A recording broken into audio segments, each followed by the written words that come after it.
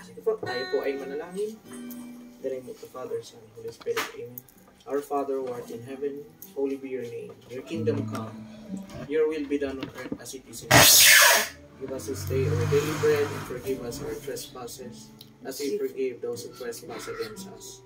And lead us not into temptation, but deliver us from evil. Amen. Hail Mary, full of grace, the Lord is with thee. Blessed art thou among women, and blessed is the fruit of thy womb, Jesus. Holy Mary, Mother of God, pray for us sinners, now and at the hour of our death. Amen. Glory be to the Father, and to the Son, and to the Holy Spirit, as it was in the beginning, is now, and ever shall be, world without end. Amen. Ama naming Diyos na makapangyarihan sa lahat, sa oras na ito, kami lumalapit sa inyo, nagpapasalamat sa biyaya at habag mo sa amin. Patawarin mo po kami sa aming mga pagkakasala, sa aming mga kahinaan at pagkukulang na nagdulot ng kasalanan sa amin. Una sa inyo, ikalawa sa aming kapwa, ikatlo sa aming sarili. Tulungan mo nawa kami, Panginoon, sa tulong ng iyong habag, na kami, O Diyos, ay makapamuhay ayon sa naisin mo. Pagharian mo ang aming mga puso. Nang sa gayon, Panginoon, kami ay maging malaya na gawin kung ano ang tama at mabuti. Aming ding dalangin na samahan mo po kami sa aming pagtitipon sa oras na ito, at sa biyaya mo, Panginoon, ang bawat isa ay pagpalain mo. Sa aming mga panalangin kami iyong katagpuin, at sa amin pong patuloy na pagpupuri sa iyo ay mapuno nawa ng kagalakan ng aming mga puso. Salamat, Panginoon. Ikaw nawa ang maparangalan sa oras na ito, sa pangalan ni Jesus. Amen. Espiritu Santo. Amen. Praise the Lord. Sige po. Tayo ay magpuri sa Panginoon.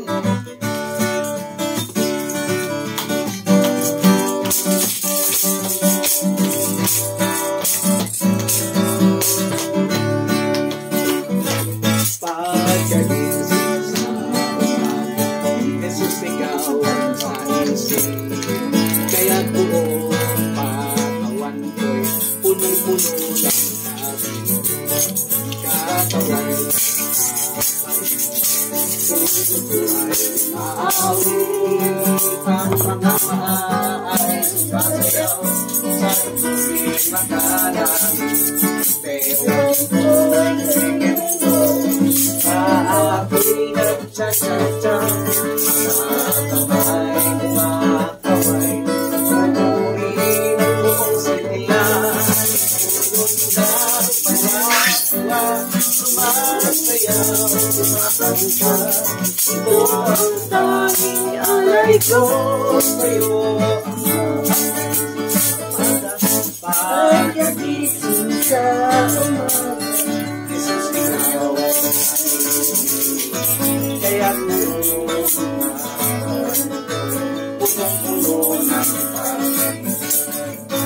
Katawan mo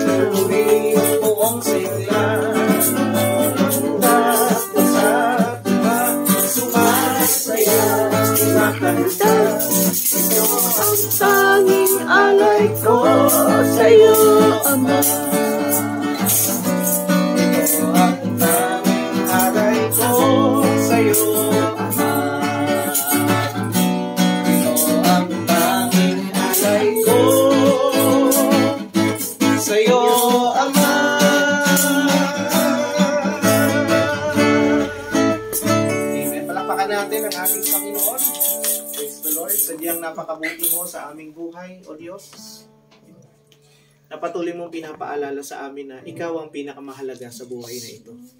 Kaya kami naglilingkod, kaya kami sumasamba, nagpupuri, ito po ay para sa inyo. Tulungan niyo po kami na makita ang mabuti, makita kung ano ang maganda, makita kung ano ang banal sa mga bagay na amin pong kinakaharap. Bluetooth mode. Sa mga pagsubok, tulungan mo po kaming magtagumpay. At alam namin magtatagumpay kami kung kami iyong sasamahan. Kaya naman, pagising ng umaga, patuloy mo ipaalala sa amin ang iyong kabutihan, ang iyong katapatan, ang iyong pagmamahal sa amin. Upang sa gayon ay huwag kaming lumayo sa halip, lalo kaming lumapit sa inyo. Pagising sa umaga, naaalala ka, nasasabik ang puso ko na makapiling ka.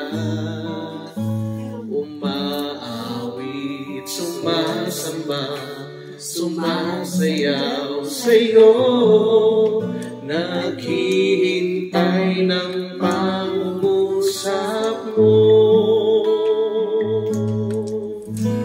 Pagising sa umaga, naaalala ka, nasasabik ang puso ko na makapiling ka. Umaawit, sumasamba, sumasayaw sa'yo, naghihintay ng pangungusap mo. Ayaw kong magkulang ng kapangyarihan mo. Ayaw kong magkulang ng kabanalan mo. Jesus, dakila ka, tanging sandigan ko. Lakas ko ay nanggagaling sa'yo. Pagising sa umaga, naaalala ka, nasasabik ang puso mo na makapiling ka. Umaawit, sumasamba, sumasayaw sa'yo, naghihintay ng pangungusap mo. Ayaw kong magkulang ng kapangyarihan mo. Ayaw kong magkulang ng kabanalan mo. Jesus, dakila ka, tanging sandigan ko. Lakas ko ay nanggagaling sa'yo. Ayaw kong magkulang ng kapangyarihan mo. Ayaw kong magkulang ng kabanalan mo. Jesus, dakila ka, tanging sandigan ko. Lakas ko ay nanggagaling sa'yo. Ayaw kong magkulang ng kapangyarihan mo. Ayaw kong magkulang ng kabanalan mo. Jesus, dakila ka, tanging sandigan ko. Lakas ko ay nanggagaling sa'yo. Ayaw kong magkulang ng kapangyarihan mo. Ayaw kong magkulang ng kabanalan mo. Jesus, dakila ka, tanging sandigan ko. Lakas ko ay nanggagaling sa'yo. Lakas ko ay nanggagaling sa'yo.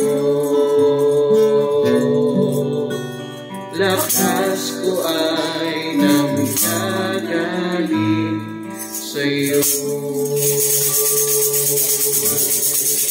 Salamat, Panginoon. Lord, Ikaw ang aming lakas. Ikaw ang dahilan kung bakit nakapagpapatuloy kami. Patuloy mo nawang baguhin ang aming mga puso sa aming mga kahinaan. Nais po namin na patuloy na maging karapat-dapat sa iyo. Bagamat sa maraming pagkakataon, Ika'y aming nabigo, Ika'y aming nasaktan.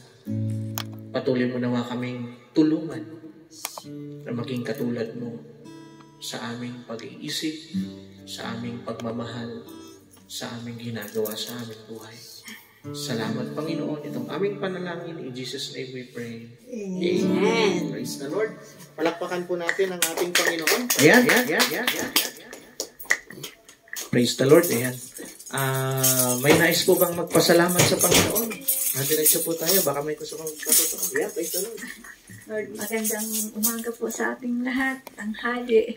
Ako'y nagpapasalamat po, Lord, ng marami. At tunay nga po, Panginoon, na napakabuti po ninyo na hindi ko po akalain na makakarating din po ako ngayong araw na ito sa bahay ni Sister Queenie.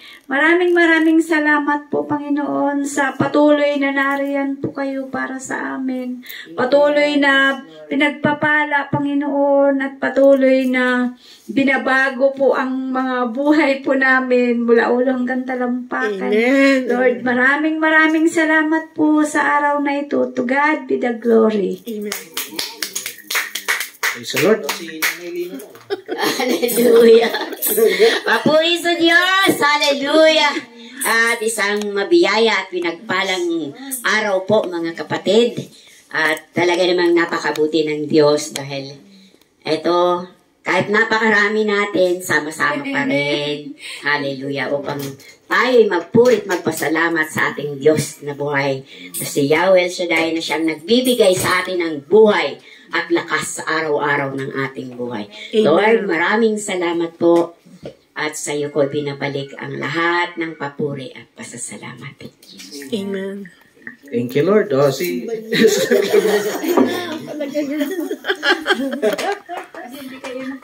Mapagpalang araw po sa ating lahat. Ako po'y matagal din hindi nakadalo.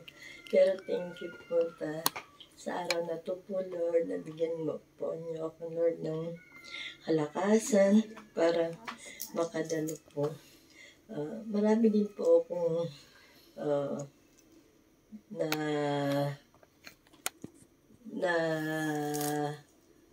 na-share sa mga kapatid, lalo-lalo na salamat dahil sa pagdadalo ko, yung mga bad gawain ko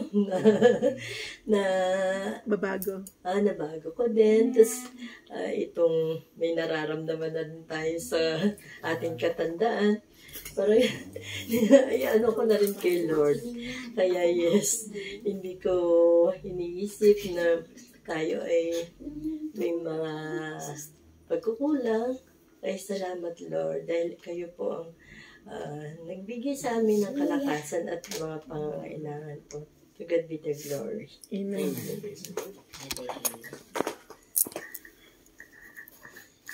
Ako magpapatotoo ako. Sa totoo lang, isa man, dalawa, ang nagkatipon, naroroon ng Panginoon. Amen. Diba sabi naman niya, biblical yun, isa, dalawa lang, magkatipon, ay naroroon ng Panginoon. Maraming salamat dahil, kahit maraming mga mga issues, mga problema, narayan ka pa rin. Kasi, ako kasi sa totoo lang, hindi ako tumitingin sa tao eh. Kung nagkasala man yung tao na yun, ang iniisip ko yung bad spirit na pumasok doon sa tao na yun. Hindi ako nagtatanim ng galit kasi kung ano man yung sinabi ng tao na yun, hindi naman siya yun eh. Ginagamit siya ng dyablo para mawala sa gawain, yung mga bad spirit. Hindi naman yun, kasi ang tao, ginagamit ng bad spirit. Pero pag nasa spiritual realm ka, may isip mo yun na yung mga naririnig mo, yung mga, kung nasaktan ka man sa sinabi ng tao na yun, iniisip ko kasi hindi naman siya yun eh. Hindi siya yun. Ginagamit siya ng bad spirit para mainis ka sa kanya. Pero pag inisip mo yun na yung tao na yun, personal mo, mawawala ka sa gawain talaga eh. Mawawala ka sa gawain. Pag personal mo yun, mawawala ka. Pero pag inisip mo yun na para pagbabago sa'yo, yung pangungusap na yun, yung pagtatama na yun, para sa ikabubuti mo rin yun. Para sa ikalalago mo yun. Kung tinamaan ka sa mga nasabi ko sa Facebook, kung tinamaan ka, magpasalamat ka, tinamaan ka eh. Kasi para mabago ka. Pero kung ayaw magbago, magiging baby Christian ka, sayang lang ang paglilingkod mo. Sayang lang. Dahil hindi naman tayo naglilingkod sa tao. Naglilingkod tayo sa Diyos. Ang Diyos ang pinaglilingkodan natin, hindi ang tao. Kung nasaktan ka sa mga post ko sa Facebook, hindi para sa akin yun eh. Para sa ikalalago mo yun, kapatid. Kasi para maisip mo, minsan, mag-meditate ka kung saan ka nagkulang, kung saan ako nagkulang. Para sa atin yun eh. Kasi hindi naman tayo makakapasok sa kaharian ng Diyos eh. Kapag madumi ang ating puso. Kapag may galit ka sa kapwa mo, hindi ka makakarating kung kinuha ka man ngayon, hindi ka makakarating sa kaharian ng Diyos. Kasi hindi naman tinatanggap doon yung hindi nagbabago. Kung nga yung magdanakaw, sabi nga ni Brother J. Sa talk niya na hindi ko makalimutan.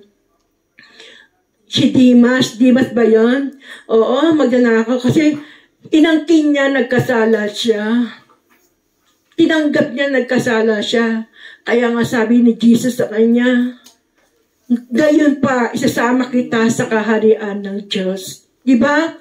Kasi kapag hindi ka nagbabago, naglilingkod ka, tuloy pa rin ang paglilingkod mo, pero yun di malinis ang puso mo, hindi ka nagbabago, sayang lang ang paglilingkod. Sayang lang. Kaya kailangan kapag may nagtuwid sa'yo, may nagtama sa'yo, tanggapin mo. Kasi dalawa lang naman yun eh.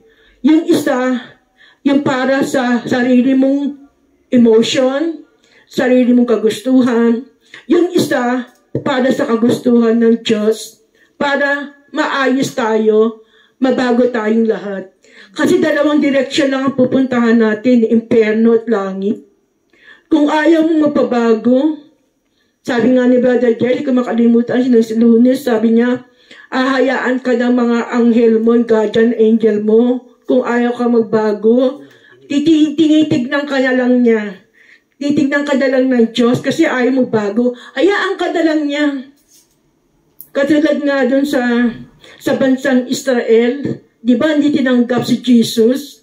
Ngayon, ano nangyari ngayon sa bansang Israel? Binomba na sila ng Palestinian. Kasi mismong ang Diyos, anak ng Diyos, tinanggihan nila. Ngayon, pinasabog ngayon ng Israel. Kasi ayaw nilang tanggapin si Jesus eh. Kasi nga, di ba nga, si Mama Mary, kung ayaw mong tanggapin, kung ang Diyos nga pinili si Mama Mary na magkaroon ng bugtong na anak sa kanyang sinapupunan. Kung ang Diyos nga pinili siya eh, bakit ikaw hindi matanggap si Mama Mary? Ginamit siya ng Diyos para iluwal si Jesus na ating tagapagligtas. Kaya nga nakakatakot. Kapatid, kung nakikinig ka man ngayon, nakakatakot pag ang Diyos ang pumalan ang umano sa iyo. Habang nabubuhay ka pa, tanggapin natin ang ating mga pagkakamali. Habang nandito, humihinga pa tayo, tanggapin natin ang lahat ng mga pagkagalit sa atin ng mga magulang natin.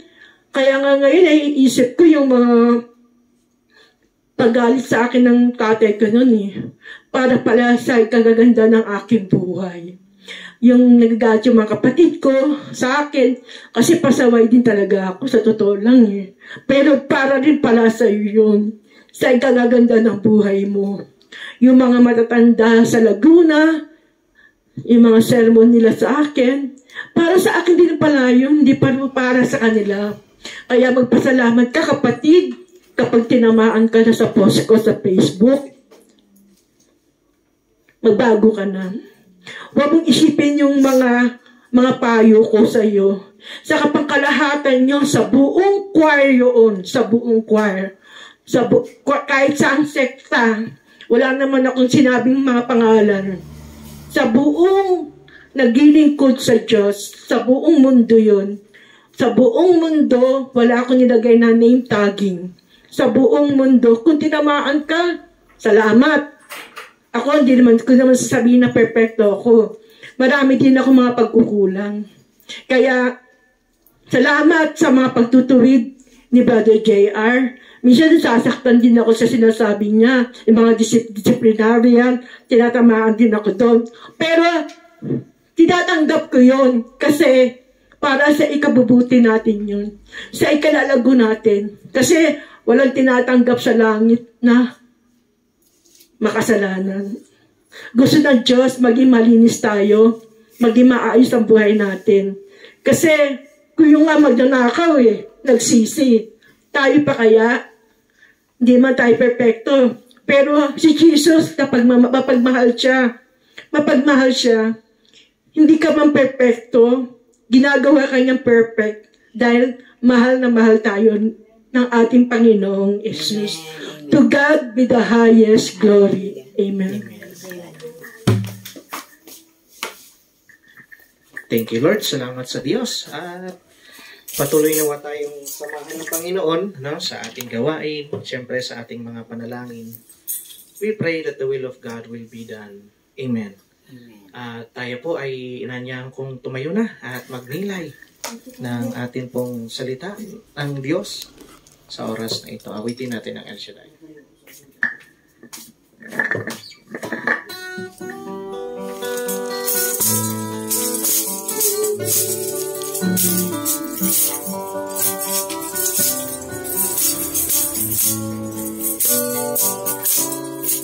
El Shaddai, El Shaddai, El Elyon Adonai. Age to age, you're still the same, by the power of the name. El Shaddai, El Shaddai, Adonai. We will praise and give you high, El Shaddai. Through your love and through the Ram, you saved the son of Abraham.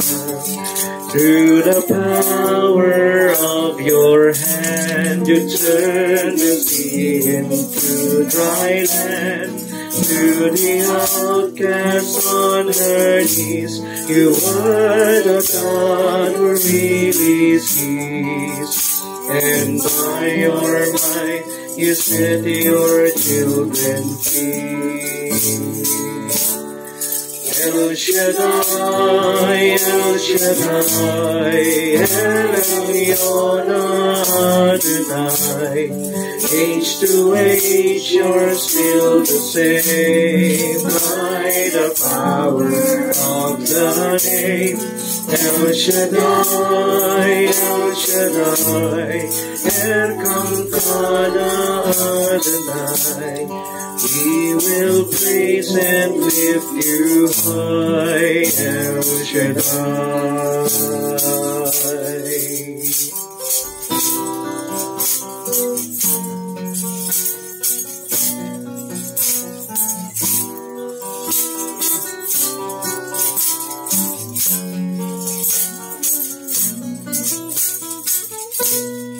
Through the years you made it clear that the time of Christ was near. Though the people could not see what Messiah ought to be, though your words contained the plan, they just could not understand. Your most awesome work was done through the frailty of your Son. El Shaddai, El Shaddai, El Elyon Adonai. Age to age you're still the same, by the power of the name El Shaddai, El Shaddai, Elkamkana Adonai. We will praise and give you the high, El Shaddai, El Shaddai, El Shaddai, El Elyon Adonai. Age to age you're still the same, by the power of the name El Shaddai, El Shaddai, Elkamkana Adonai. I will praise you till I die, El Shaddai.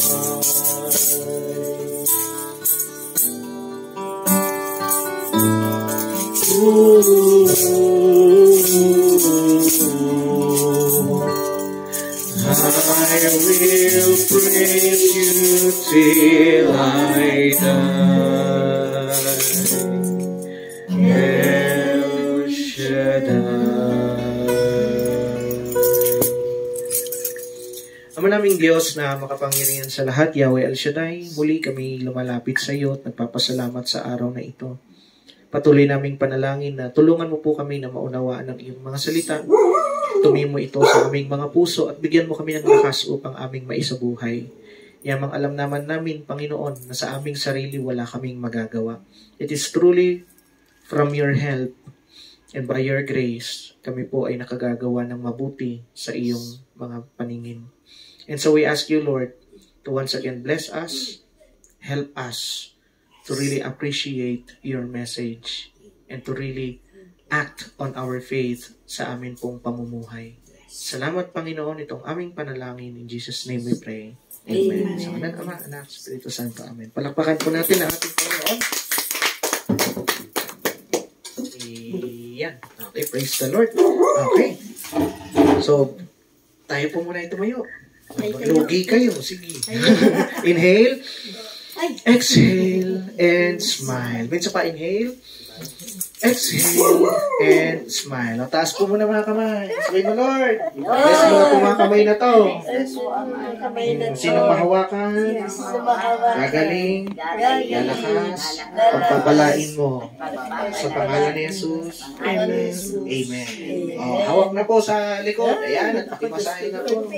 Salamat po. Salamat po. Salamat.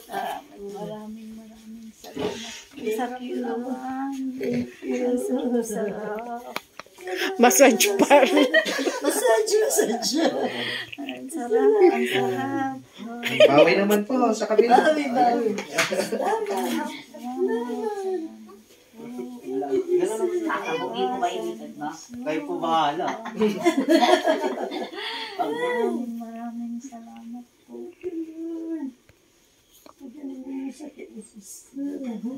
Tanggal na yan. In Jesus name. Magaling na, magaling na. Okay, sige, palakpakan po natin ang ating Panginoon. At nilay po ulit tayo ng mabuting balita ng ating Panginoon on the 28th Sunday of Ordinary Time. Ito pong ating Gospel, Matthew chapter 22 verse 1 to 14. Actually, karugtong lang ito nung nakaraan nating Gospel. Matthew 22 verse 1 to 14. Noong panahong iyon, muling nagsalita si Jesus sa mga punong saserdote at matatanda ng bayan sa pamamagitan ng talinghaga. Sinabi niya, ang paghahari ng Diyos ay katulad nito. Naghandog ng isang piging ang isang hari sa kasal ng kanyang anak na lalaki. Sinugo niya ang kanyang mga alipin upang tawagin ang mga inanyayahan, ngunit ayaw nilang dumalo. Muli siyang nagsugo ng iba pang mga alipin at kanyang pinagbilinan. Sabihin ninyo sa mga inanyayahan na naihanda ko na ang aking piging. Napatay na ang aking mga baka at mga pinatabang guya at handa na ang lahat ng bagay. Halina kayo sa piging, ngunit hindi ito pinansin ng mga inanyayahan. Humayo sila sa kanilang lakad, ang isa'y sa kanyang bukid, ang isa'y sa pangangalakal naman ang isa. At sinunggaban naman ng iba ang mga alipin, hinamak at pinatay. Galit na galit ang hari. Kaya pinaroon niya ang kanyang mga kawal at ipinapsa ang mga mamamatay taong iyon at ipinasunog ang kanilang lungsod. Sinabi niya sa kanyang mga alipin, nakahanda na ang piging, ngunit hindi karapat-dapat ang mga inanyayahan. Kaya pumunta kayo sa mga lansangang matao at inyong anyayahan sa kasalan ang lahat ng makita ninyo. Lumabas nga sa mga pangunahing lansangan ang mga alipin at isinama ang lahat ng natagpuan. Masama at mabuti, ano pat napuno ng mga panauhin ang bulwagang pangkasalan. Pumasok ang hari upang tignan ng mga panauhin at nakita niya roon ang isang taong hindi nakadamit pangkasalan. Kaibigan, bakit ka pumasok dito nang hindi ka nakadamit pangkasalan? Tanong niya. Hindi nakaimik ang tao. Kaya't sinabi ng hari sa mga katulong, gapusin niyo ang kanyang kamay at paa at itapon siya sa kadiliman sa labas. Do'y mananangis siya at mangangalit ang kanyang ngipin. Sapagkat marami ang tinatawag, ngunit kakaunti ang nahihirang. Mga kapatid, ang mabuting balita ng Panginoon. Pinupuri ka na. Pinupuri ka na ang Panginoon kong Praise the Lord. Sige, pwede na po muna tayong upo. So, ang conclusion ni Jesus doon sa gospel, marami ang tinawag, pero kukunti lang talaga ang nahihirang. So, madaling salita, maraming nagtitake ng board exam, iilan lang ang pumapasa. Oo. Amen. Opo, no? Ilan ba yun? Katatapos lang nung let, no? Susunod, basta sunod-sunod yan, di ba, sa board exam? Maraming nangangarap na makakuha ng lisensya, pero iilan lang yung nagiging karapat-dapat. Kumbaga ganun. Yung gospel natin yun din. Maraming nangangarap ng langit. Sino gustong makarating sa langit? Ay, siyempre. Siyempre. Pero iilan lang ang pumapasa sa qualifying exam. Ang exam patungkol sa kabanalan. No? Actually, ito ay halos parehas doon sa gospel natin noong nakaraan, yung first part. Naalala nyo yung patungkol sa ubasan? Na nagpagawa ng ubasan, yung pinagkatiwalaan, inari na yung ubasan. Mas minahal nila yung pinagkatiwala sa kanila kaysa doon sa may-ari yung nagkatiwala sa kanila. To the point na naging masama yung puso nila kasi mas mahalaga sa kanila yung pakinabang. Mas mahalaga sa kanila yung blessing na nakukuha nila kaysa doon sa nagbigay ng blessing. Amen. Naalala nyo? Yung gospel yung sa ubasan. Ngayon, ganon din dito. To the point na ito pinapakita na meron daw hari, tapos may kasalan ng kanyang anak. Inimbitahan, yung lahat ng dapat imbitahan, ano nangyari? Hindi nagpunta. Walang nagpunta. Ewan ko, hindi naman sila, udyo naman sila, pero nung kasalan naging Indian. Nagtakbuhan. Hindi sinipot. Inindyan sila. No, yung kasal. So, walang bisita. Ano? So, ang nangyari, ang dahilan pala kaya hindi nagpunta kasi hindi sila interesado doon sa kasal ng anak ng hari. Tandaan nyo, hari yun ha? Mga hari. Oo, yung anak niya susunod na magiging hari. Yung mga VIP hindi nagpunta. Mas mahalaga sa kanila yung lakad nila. Kanya-kanyang lakad. So yung isa daw nagpunta sa bukirin, yung isa sa pangangalakal. So probably may mga negosyo tong mga to, yung mga VIP. Pero ang dating, dahil hindi nila sinipot yung kasal, na disrespect yung hari. So sabi niya, kung ganyan din lang, sige, tawagin pa yung iba. Ano? May mga tinawag din pala, pero sa halip na paunlakan, ang ginawa doon sa mga nag-invite, binato pa, sinaktan pa. So nagalit yung hari, sa madaling salita, inalis sila sa mga maimbitahan. Naalala niyo yung last gospel, sabi doon, hindi ko na kayo paghaharian, tinutukoy ang Israel. Ang paghaharian ko na ay ang bansang maglilingkod sa akin ng tapat. So yun yung effect. Kung bakit hanggang ngayon, inulit ko, ang Israel ay hindi pa rin Christian nation at nasa process pa rin siya na eventually mapapasok din ng Christianity yon. Pero yung message naman dito ngayon is hindi sila napagkatiwalaan ng Panginoon, so naghahanap ang Diyos ng iba. So sabi, inimbitahan ang lahat ng nasa kalsada, wala ng VIP. Kahit sino na, sige, punta. May kasal, punta kayo. Ewan ko kung may what-what, no? Dito lang yata uso yun. Pero inimbitahan ang lahat. So pumunta naman, napuno daw yung bulwagan, yung kasalan. Tapos, nung dumating na yung hari, may napansin siyang hindi nakadamit ng maayos na pangkasalan. So sabi niya, uy, kasalan tong pinuntahan mo at hindi lang to simpleng kasalan to ng anak ko. Ako yung hari, yung anak ko susunod na magiging hari, tignan mo itsura mo. Bakit nakaganyan ka lang? Hello? Hindi ka nakasuot ng tama sa okasyon. So, anong nangyari? Sa galit ng hari, pinalayas din. Tinapon sa labas yung tao na yon. Okay? So, what is the thought? What is the meaning? Or somehow, what is the message sa atin na pwede nating i-apply sa ating buhay? Hello? Niyo po kayo? Amen. Okay, ito po yun. No? Marami talagang tinatawag ang Lord, pero iilan ang nahihirang sapagkat with same issues, mas minahal ng tao yung biyaya ng Diyos kaysa sa Diyos mismo. Hello? Mas minahal ng tao yung mga bagay na may pakinabang sa kanya immediately, pero yung nagbigay ng pakinabang, wala tayong interest. Simple lang. Pag sinabi mong punta tayo sa simbahan, ilan kaya ang mag-yes? Konti lang. Pero pag sinabi mong punta tayo sa pagkakapirahan, ilan kaya mag-yes? Una tayo. Makalahatan kang. Kapag sinabi mong punta tayo doon kasi may pare at tayo hinihikayat na manalangin, ilan kaya ang pupunta? Makakunti lang. Pero pag sinabi mong punta tayo doon kasi nandun si Mayor at may ayuda, marami. Marami na. Sana sinabi mo yun. ilan kaya ang pupunta? Guarantee. Gets niyo po? Kumbaga, nakakalimutan natin bilang tao. Oo, sa unang tingin, mahalaga naman talaga na meron ka talagang makukuha, pakinabang. Amen. Kaya mapapansin mo, yung mga naimbitahan, parang hindi mahalaga sa kanila yung umattend sa kasal, mas mahalaga sa kanila yung kung anong meron sa kanila, yung bukid nila, yung negosyo nila. Kasi at least doon, may pakinabang sila. Doon sa kasal, anong gagawin nila?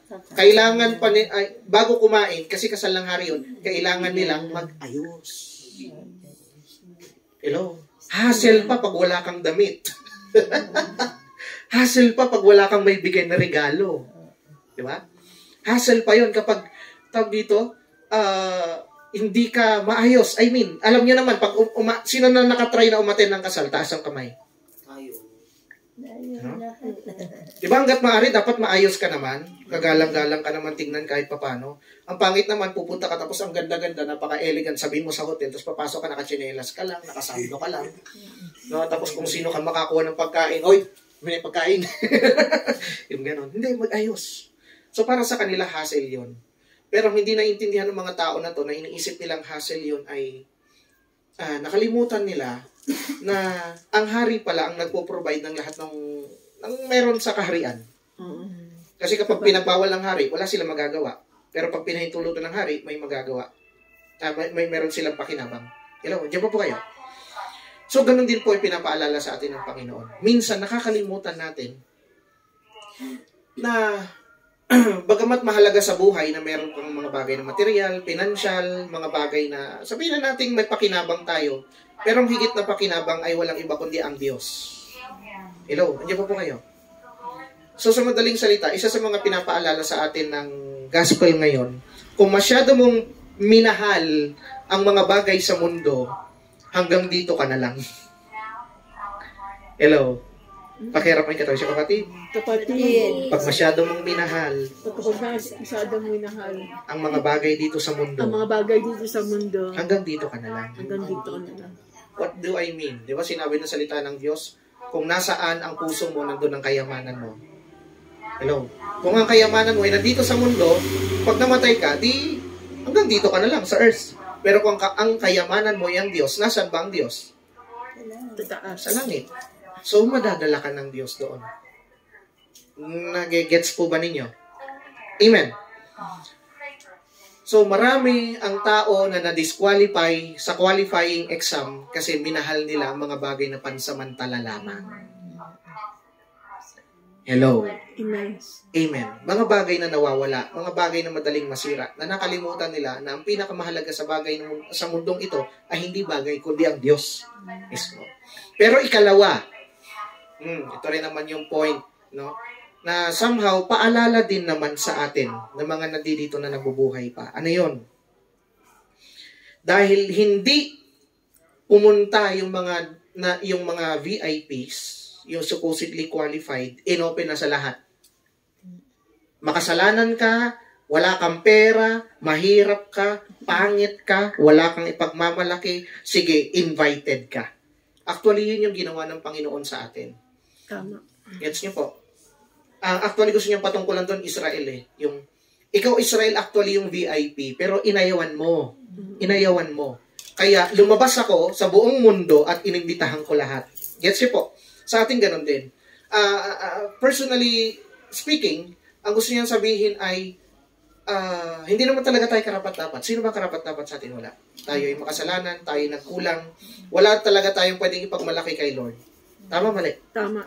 Kung iimbitahan ka ngayon ni Lord, siguro mahihiya tayo mismo. Wala tayong regalo eh. Oo. Hindi tayo ayos, hindi tayo okay. Hindi tayo ayos pa. Pero, inimbitahan ka pa rin.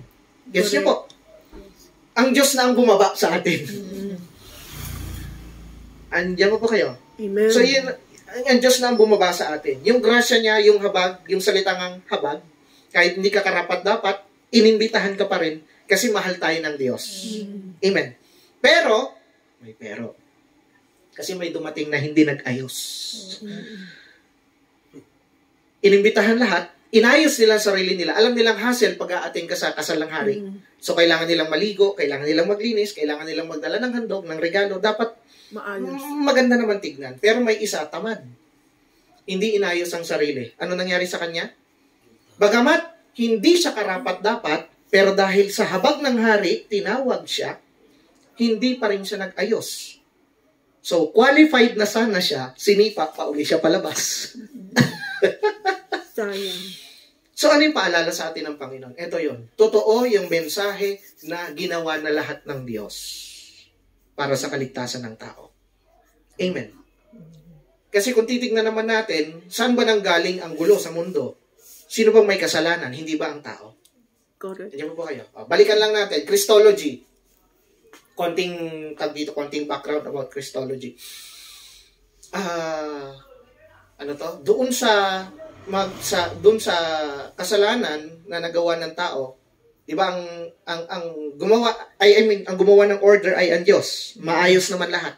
Sinong gumulo? Tao, kasi sa kasalanan. So between sa Diyos at sa tao, sinong nagkasala? Tao. Ang tanong ngayon, sino dapat ang mag-ayos ng relasyon sa Diyos at sa tao? Tao. Bakit? Siya yung nagkasala eh. Hindi naman Diyos. Gets niyo po? Ano? Ang tao ang sumira, dapat ang tao din ang mag-ayos. Hello? Andiyan po kayo? Amen. Ano? Ang problema ay ito. Sadyang naging napakahina ng tao sa kasalanan na hindi niya kayang ayusin ang kanyang sarili. So, ang desisyon ng Diyos, sabi niya, ako lang din na Diyos ang makagagawa ng solusyon. Kasi hindi kaya ng tao. Pero hindi niya kayang solusyonan yon sa pagiging Diyos niya. Kaya, ang rule nga kasi, tao ang sumira, tao ang mag-aayos. So, kaya ang Diyos nagkatawang tao. Kasi tao ang sumira, tao ang mag-aayos. So, sino nag-ayos sa atin? Jesus. Si Jesus na tao. Tao siya. Gets niyo po? So, kumbaga, tao na nga nagkasala, siya pa rin ang umayos. Sa madaling salita, ginawa niya lahat ng paraan para ang tao ay magkaroon ng kaligtasan. Pumalpak na yung tao, pero dahil sa kanyang habag, hello, hindi mo po kayo? Siya pa rin ang bumaba at lumapit sa atin. Kumbaga alam niyo na may mga pagkakataon sa buhay ng tao na siya yung umalis. Dapat siya ang bumalik. Babalik niya. Alangan naman umalis, tapos hahabulin mo. Naalala niyo yung The Prodigal Son? Umalis yung anak, hindi naman ginawa ng tatay na pinamonitor at hinabol kung nasaan yung anak. Hindi, pinabayaan niya. Hinintay niyang bumalik ng kusa. Pero, syempre, nandun pa rin yung pagmamahal ng ama nung siya ay nagbalik loob. Yung tawag doon ay habag. Pero ito yung, doon? Binigay na ng Diyos ang lahat. Ang gagawin na lang ng tao ay magbalik loob. Tama, mali? Lumapit. Hello, andiyan pa po kayo? So, ang gagawin na lang ng tao ay magbalik loob.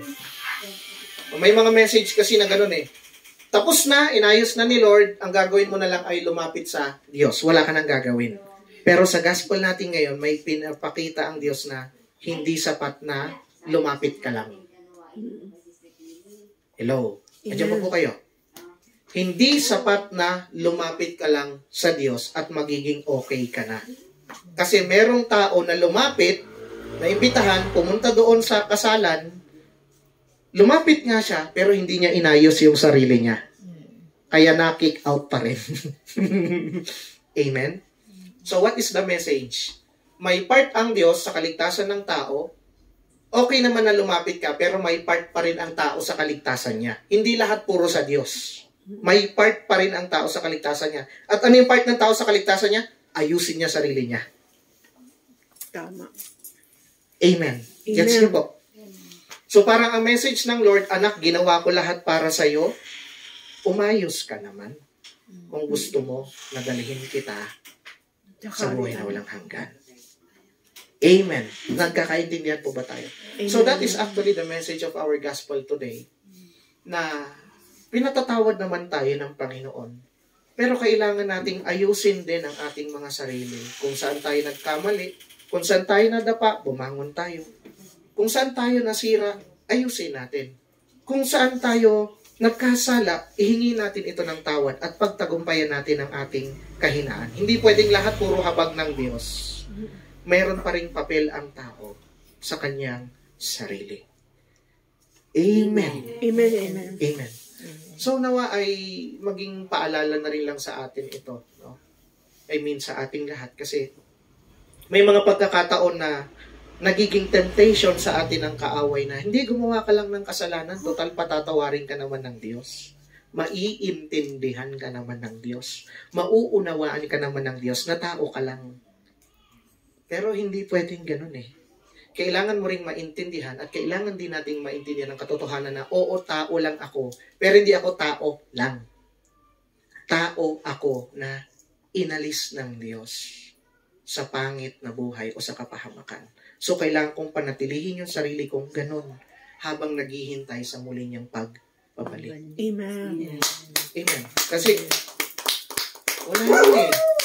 Totoo nga, di ba? Yung naalala nyo, nung isang Sabado sa gawain, kahit ako, sabihin ko sa sarili ko, no, na ang pinakamahalaga ay kung paano tayo nagtapos, hindi kung paano tayo nagsimula. Naalala nyo po, yung ang nauhuli ay nauuna, ang nauna ay nauhuli. Hindi pwedeng si Brother JR matino mula bata hanggang lumaki, tapos at the end of his life, biglang nagloko. Ay, impyerno, bagsak mo niyan. Kasi ang importante, paano ka nagtapos? Yung karera ni Pagong at ni Kuneho. Diba? Sa unang tingin, kuneho ang panalo, pero bandang huli, si Pagong ang nanalo. Gets niyo po, ang importante, paano nagtapos. So, kumbaga para sa atin, oo, alam natin nandiyan ang habag ng Diyos, nandiyan ang grasya ng Diyos, pero wag naman nating samantalahin na, mauunawaan naman ako ng hari kahit nakasando lang ako, nakachinelas lang ako, at wala akong dalang regalo. Wag. Baka sipain tayo palabas. Hindi natin nirespeto, hindi natin ginalang, hindi natin pinahalagahan yung laki ng pagpapahalaga sa atin ng Panginoon. Amen. Amen. Kaya pinaka-message lang ay pakiharapan ka sa kapatid. Kapatid, Pag nagkasala ka, sana ka. umayos ka. Umayos ka. Yun lang yan. Amen. Simple lang. Patatawarin tayo ng Panginoon pero umayos tayo. Kasi sayang ang grasya ng Diyos. Tumayo po tayo po'y manalangin sa oras na ito. Ama naming Diyos, maraming salamat sa biyaya mo sa amin. Salamat na kami ay patuloy mong binibigyan ng pagkakataon na lumapit sa iyo.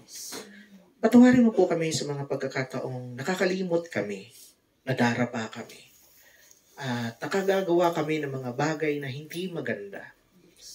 Sapagkat alam naman namin, Lord, na inalis mo na kami sa pagkaalipin sa kasalanan. Inalis mo na kami sa kapahamakan. Pipiliin pa ba naming magpabalik-balik doon? Hindi na, Lord. Kasi sayang naman yung aming buhay.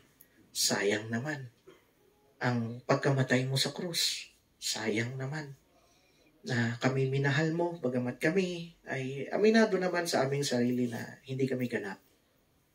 Kami ay patuloy na nagkakasala. But help us, Lord, to understand that whenever we commit mistakes, gawin din naman namin yung part namin na kami mag-ayos, kami ay matuto na ihandog ang aming sarili sa iyo na kalugod-lugod bilang tanda naman ng aming paggalang sa iyo bilang Diyos. Dahil alam naman namin, Panginoon, na bagamat tanggap mo ang buo sa amin, pero hindi naman pwedeng tanggap mo rin na manatili kami sa pagkakasala namin. Sapagkat ang naisin mo, na tuwing kami haharap sa iyo at tatanggapin mo kami sa buhay na walang hanggan, we are completely detached from all sins. Sapagkat hindi pwede sa langit ni katiting na kasalanan. So we are asking you, O God, to forgive us from all our sins. At kung kami man ay inabutan na sa buhay na ito, na meron pa rin mga bahid ng pagkakasala sa amin, help us, Lord, that at our last breath, we will ask for your forgiveness, that you would cleanse us from all sins, and to be sanctified by your holy blood and your mercy. Amin din pong panalangin kung meron ng mga tao din na sa palagay namin nangangailangan ng iyong habag, nangangailangan ng iyong paghipo sa kanila, na sila man din, O Diyos, ay maliwanagan o di naman kaya ay ma-realize nila yung pangangailangan na kami ay umayos sa iyong harapan. Help them also, Lord, to realize the need na kami ay maging kalugod-lugod sa iyo. Sa aming pag-iisip, sa aming pananalita, sa aming gawa. And help us also to understand, O God, na hindi forever ang buhay namin sa mundo. Maaring ngayon, bukas, susunod na linggo, hanggang doon na lang kami. Ayaw naman namin, Lord, na kami pala yung taong hindi nag-ayos ng sarili at hindi pala mako-qualify dahil hindi namin nirespeto yung kagandahang loob ninyo. Lord, salamat po sa inyo. May you continue to change our hearts, change our minds. And we are also praying, Lord, na patuloy mo pong i-bless ang amin pong mga personal na prayer request sa oras na ito. Aming mga kahilingan, Lord. Pagpalain mo nawa ang aming mga kapatid na naririto, Lord. I-bless mo po Sister Lourdes, Sister Mirna, Lord, sa kanilang pagdalo. Patuloy mo pong ipagkaloob sa kanila, Panginoon, ang kanilang mga pangangailangan. Gayon din po, Panginoon, kay Sister Mariel, kay Brother Cedric, kay Sister Mary Ann, Lord, sa kanilang mga career, sa kanilang mga gustong gawin sa buhay nila, sa kanilang mga pangarap, especially in their future, Lord, tulungan niyo po silang magtagumpay. At sa aming mga kapatid, Sister Queenie, Sister Lina, na patuloy na nagsisikap na itaguyod ang gawain mo, sapagkat gawain mo nga ito, Lord. Bigyan mo po sila ng lahat ng resources na kailangan nila. Resources ng lakas, resources ng kalusugan, resources ng pinansyal, material, resources ng spiritual na karunungan, resources, Panginoon, ng mga spiritual gifts, Lord, na kailangan po nila upang maipagpatuloy nila ang gawain. I-bless mo pong tahanang ito kung saan kami nagagawain. We pray, O God, sino man ang papasok at lalabas ng tahanang ito, pagpapalain. Amen. Maraming salamat, Panginoon, itong aming panalangin. In Jesus' name we pray. Amen. Sa kanya ng Ama, Anak, Espiritu Santo. Amen. Pasalamat tayo. Pasok si Muriel.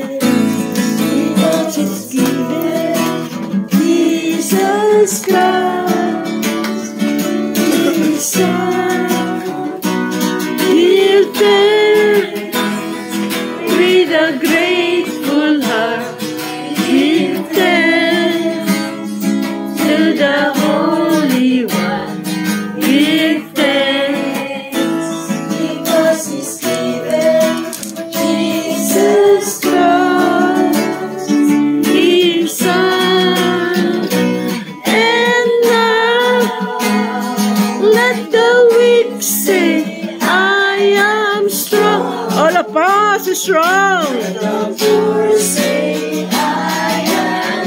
All of us rich now. The Lord has done for us. And now let the weak say, I am strong. All of us strong. Let the poor say, I am rich. Because of what the Lord has done for us, give them. We give them. We give divine blessing, divine financial blessings, divine mercy, divine protection, power, power, power. Divine intervention.